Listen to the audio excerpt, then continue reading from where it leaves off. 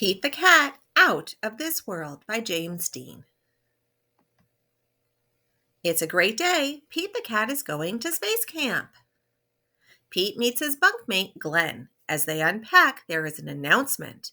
Welcome, space campers. Please head to the classroom. Your mission begins now. Time to suit up, says Pete. He and Glenn put on their uniforms and race to class. There are so many cool things to do and super neat stuff to see. Astronauts Tom and Chris talk about the trips they've taken, and they give a sneak peek at future space trips. It would be totally rad to go to space, says Pete. The campers find out what it feels like to be an astronaut. They go in the zero gravity chamber. They ride in rovers. They even build rockets. Pete's rocket flies very, very far. Way to go, Pete, shouts Glenn. Next stop is Mission Control. We have some exciting news, says Tom. Our next flight leaves today. We're going to the moon, and we have room for more. Pete, do you want to go? Asks Sally. That would be awesome, says Pete. It's time to buckle up and settle into the space capsule.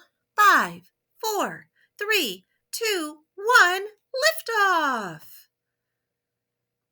Their ship speeds through space. They blast past a satellite and even spot a comet. Tom and Sally have a rockin' surprise for Pete, his guitar. He plays a groovy interstellar song for them. Mission Control listens in. In no time at all, they arrive on the moon. They are ready to explore. The astronauts collect rocks and map out the moon's surface. Pete has a very important job to do. He straps on a jetpack and heads toward Mars. He takes tons of pictures.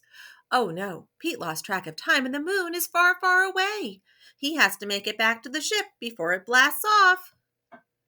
Phew, Pete made it back in the nick of time. The astronauts head home, and there's time for a few more tunes. Pete sure knows how to make an entrance. Pete's trip to outer space was out of this world. Still, he's psyched to have his feet back on solid ground. Rock on, Pete!